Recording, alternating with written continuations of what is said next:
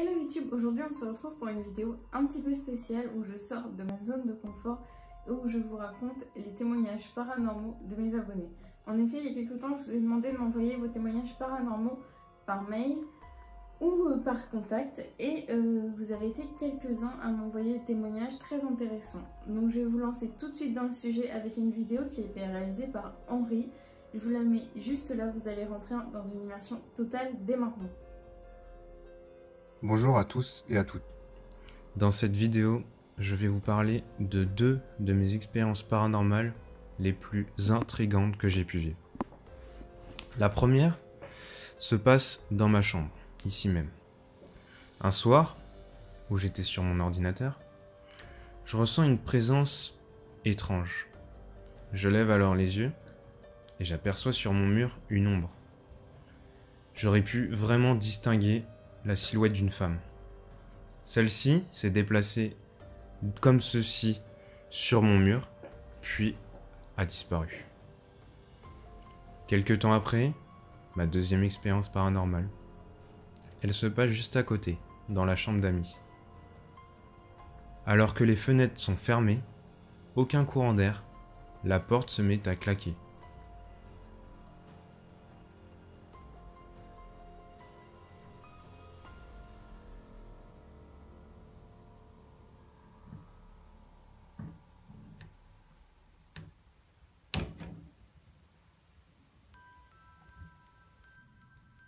Comme vous pouvez le voir dans la vidéo que j'avais pu filmer à l'occasion, j'ouvre, il n'y a absolument personne. Les fenêtres sont fermées.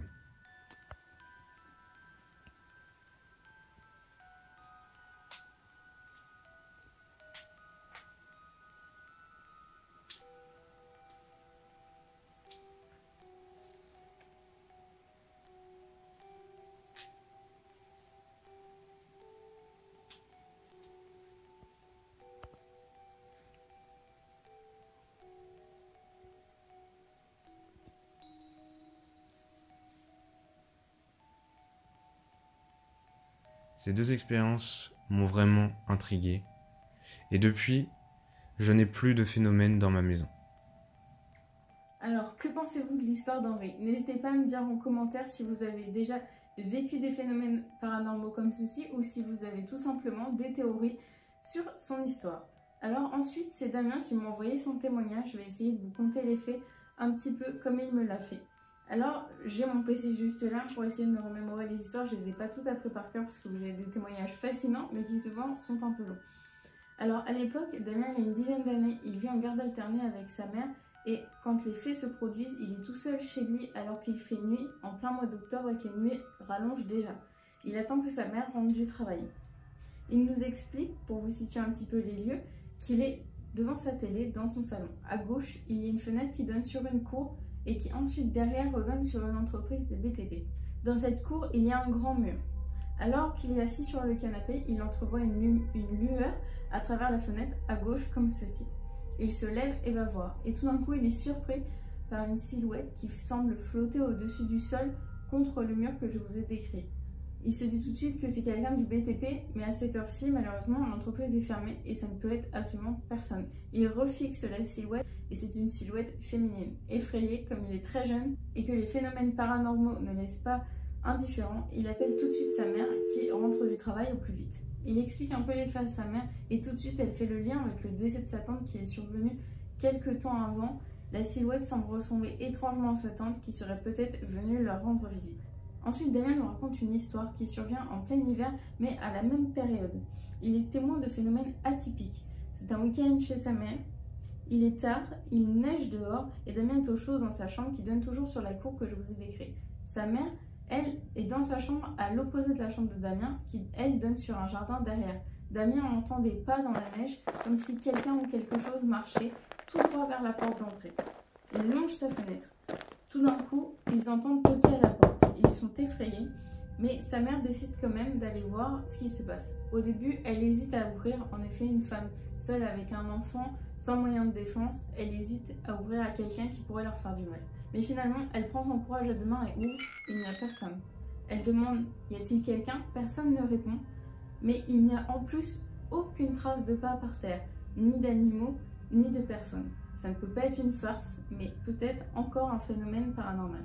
Alors, que pensez-vous du témoignage de Damien? Il est tout aussi étrange que celui d'Henri. N'hésitez pas à me donner vos théories en commentaire. On va ensuite passer au témoignage de Laura. Laura, c'est une amie qui semble être victime souvent de phénomènes paranormaux. Peut-être qu'elle l'attire, je ne sais pas si vous avez des connaissances. Je sais que souvent, il y a des personnes, si on s'y intéresse trop, ça attire les phénomènes paranormaux. Là, elle nous en raconte plusieurs. Donc, je vais essayer de vous les raconter au mieux. La première histoire, elle se passe quand elle était toute petite. C'est sa maman qui lui a raconté les faits. Elle était avec sa mère chez sa grand-mère alors que sa grand-mère était partie quelque temps. Elle est dans la cuisine et tout d'un coup, elle se met à fixer l'ampoule au plafond. Sa mère, interpellée, lui demande tout simplement ce qu'elle fait, mais la petite Laura ne répond pas. Sa mère s'inquiète un petit peu et au bout de quelques minutes, la petite Laura reprend ses esprits et dit, droit dans les yeux de sa mère, « Mamie arrive ». Elle lui répond, « Mais non, tu sais bien que mamie ne rentre que la semaine prochaine ».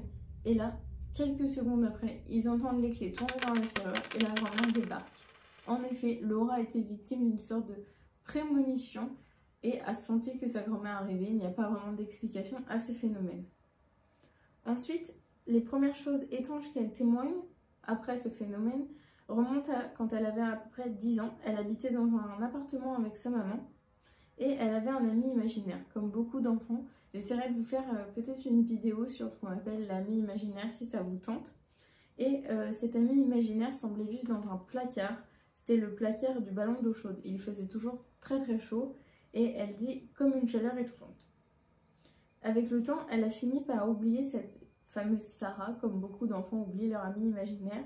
Mais quand elle y repensait un peu avant son déménagement, elle a commencé à ressurgir dans ses rêves. Elle semblait être furieuse d'avoir été abandonnée. Pour elle, du coup, la nuit était devenue un moment d'angoisse où allait ressurgir Sarah. Elle entendait souvent une femme prononcer son prénom. Et il y avait une silhouette qui semblait traverser sa chambre et qui la regardait depuis le dessus de son lit. Les portes claquaient sans aucune raison. Est-ce que ce serait Sarah, furieuse d'avoir été abandonnée, qui poursuivait Laura? Vers 12 ans, Laura et sa maman déménagent. Elles sont dans un nouvel appartement où elles se sentent plutôt à l'aise et ne semblent pas ressentir de phénomènes paranormaux. Mais il y a un endroit qu'elles détestent, c'est le couloir qui mène à la salle d'eau. Comme elle s'ennuie l'été, comme beaucoup d'entre nous, elle décide de se documenter sur les différents phénomènes paranormaux qui l'intéressent beaucoup. Alors elle décide de s'essayer à l'écriture automatique. Elle dit elle-même que c'était une très mauvaise idée. Ça l'a attiré pas mal de soucis, des sensations d'être suivie, des cauchemars et même des tensions familiales. Elle a eu même des problèmes à cause d'une poupée en porcelaine qu'elle a décidé de briser contre les sols, tellement elle la mettait mal à l'aise. En effet, les poupées sont souvent des moyens de médiation pour les phénomènes paranormaux pour nous permettre de parler. La famille de Laura a de nouveau déménagé et tout semble s'être de nouveau apaisé. Cependant, cela n'a duré que quelques mois. Très vite, Laura a recommencé à avoir l'impression d'être observée. Elle sentait des mains la toucher et retrouvait la porte de sa chambre ouverte tous les matins alors qu'elle la fermait tout le temps la veille. Un jour, alors qu'elle était seule, elle faisait ses devoirs dans la chambre et elle a vu une ombre traverser le couloir. Elle a crié « Maintenant, vous allez me laisser tranquille, je ne veux plus vous voir, je veux être tranquille, partez ». C'était la seule chose qu'elle avait pour se défendre. Elle a fini par se dire que tout ça était seulement le fruit de son imagination, qu'elle subissait peut-être des paralysies du sommeil, et elle a, entre guillemets, verrouillé son esprit pour refuser de croire tous ces phénomènes paranormaux. Comme je vous disais auparavant, souvent le fait de beaucoup y croire, de beaucoup y penser, soit on se fait des machinations, entre guillemets, soit on attire ces phénomènes. Il y a 3-4 ans, alors qu'elle est chez une amie, elle voit une ombre traverser le couloir. Tous ses souvenirs paranormaux remontent à la surface, mais finalement, elle décide pour la première fois de déverrouiller son esprit afin de laisser les phénomènes paranormaux venir à elle. De nouveau, les phénomènes recommencent. Un an après environ, elle est seule chez elle et se sent très mal à l'aise. Elle est en train de plier le linge dans sa chambre et semble apercevoir, dans son champ visuel, une masse noire. Elle tourne la tête et aperçoit un homme. Elle pense tout de suite à un intrus, mais cette masse traverse le mur. Elle trouve ça très étrange et pense à une machination. Elle décide quand même de faire le tour de chez elle pour voir si un intrus n'était pas rentré. Il n'y a personne. La dernière chose en date remonte il y a quelques mois seulement. Elle ne vit plus chez sa mère, mais décide de lui rendre visite pour passer une soirée mère-fille. Sa maman habite dans un immeuble qui de l'extérieur semble tout à fait banal, mais qui est en fait très étrange. C'est un immeuble assez ancien avec beaucoup de soucis, notamment d'humidité, et à la base c'était une maison, mais qui a été divisée en plusieurs appartements. Le rez-de-chaussée est occupé par sa mère, le premier étage par des gens qui ne sont pas là, et le deuxième est totalement à l'abandon, et il y a un grenier et une cave. Comme ça vous permet de vous situer un petit peu les lieux. Laura et sa maman passent leur soirée mère-fille tranquillement et ensuite elle décide de passer devant la chambre de sa sœur pour aller à la salle de bain. Et comme elle nous l'explique, c'est un immeuble très ancien et il y a aussi beaucoup de soucis d'humidité, ce qui engendre des odeurs assez étranges. Elle décide de rentrer dans la chambre de sa sœur qui n'est pas là à ce moment-là, où sa mère a laissé la fenêtre grande ouverte pour aérer. En effet, c'est l'été et ça permet d'un peu d'assainir cette ambiance humide. Il y a une odeur de moisi, mais tout à fait différente des odeurs qu'elle a ressenties auparavant. Et elles en déduisent que ça vient de la cave, qui est une fenêtre qui ne ferme pas et qui donne sur le jardin. Laura, fan d'urbex, décide de descendre à la cave. Elle n'est pas mise en confiance par le vieux escalier en bois qui descend et se retrouve face à une cave très grande avec un sol en terre battue et qui semble être divisée en plusieurs salles. Je précise qu'aucun locataire n'utilise cette cave, il y a seulement le jardinier qui entrepose 2-3 outils pour permettre l'entretien des parties communes. Dans la pièce centrale, elle trouve une sorte de tiroir avec des lames de rasoir très anciennes, des photos, des cartes postales et des babioles de toutes sortes. Elle est aux anges et veut récupérer des objets, mais après elle se rappelle vite les règles de l'urbex qui interdisent de prendre les objets, et puis on le sait bien, souvent ramener un objet avec soi, c'est ramener une entité. Elle continue de fouiller et il y a une masse de vieux meubles qui sont en train de moisir. Et ensuite, elle décide de se diriger vers la pièce qui donne sur le jardin où la fenêtre qui est ouverte renvoyait l'odeur un petit peu horrible qu'elle décrivait auparavant. Elles essayent de fermer la fenêtre pour éviter que l'odeur monte vers les appartements, mais elles n'y parviennent pas car le bois de la fenêtre est totalement pourri. Elles trouvent ensuite dans cette même pièce un vieux buffet et se décident quand même à fouiller parce qu'elles sont un petit peu curieuses et comme je vous l'ai dit, elles adorent tout ce qui est paranormal, urbex, alors c'est l'occasion de profiter. Et elles regardent donc les premiers tiroirs et il y a les photos d'une petite fille, des papiers d'hôpital qui montraient qu'elle était malade, ce qui n'est pas très rassurant. Et quand elles ouvrent le haut du buffet, ils retrouvent un body avec des taches marronâtres. Elle pense tout de suite à du sang.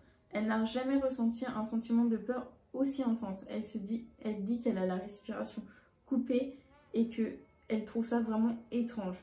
Et la première chose qu'elle ressent, c'est qu'elle est morte. Elle a l'impression que elle ressent que cette petite fille est morte, qu'il lui est arrivé quelque chose. Elle décide alors de tout jeter dehors, de faire du propre. Ça lui fait énormément de peine parce qu'elle se dit, au vu des dates des papiers de l'hôpital, que la petite fille aurait dû avoir son âge. Le lendemain, Laura décide de retourner à la cave et de vider toute la cave, histoire de faire le vide et surtout de peut-être laisser à l'entité qui était coincée à la cave de s'échapper. Elle décide ensuite de purifier l'immeuble et la cave à l'aide de sauge. Et ensuite, elle découvre que le grenier est ouvert, il y a des ouvriers qui interviennent sur le toit et ça attire sa curiosité. Elle rentre dans le grenier et ça semble être une pièce qui a vécu un incendie et il reste seulement un objet un peu glauque, c'est une vieille poupée gonflable. Elle m'a envoyé une très courte vidéo que je vous mets juste là. C'est assez, on va dire, ironique, humoristique, mais ça fait aussi assez glauque. Elle se demande aussi si peut-être cette petite fille est encore en vie, peut-être qu'elle pourrait la retrouver. Pourquoi le deuxième étage est totalement à l'abandon? Est-ce que des gens ont pris la fuite à cause de phénomènes paranormaux? Est-ce qu'il s'est produit quelque chose d'étrange? Et encore, est-ce qu'elles ont été appelées à la cave pour découvrir ces objets et libérer l'entité à cause de cette odeur? Elles ne savent pas. Comme je vous l'ai dit, elles sentent toujours qu'il y a quelque chose, soit de bon, soit de mauvais, qui tourne autour d'elles. Et comme je vous l'ai dit, aussi elle avait verrouillé, on va dire, son esprit pour ne plus subir ça.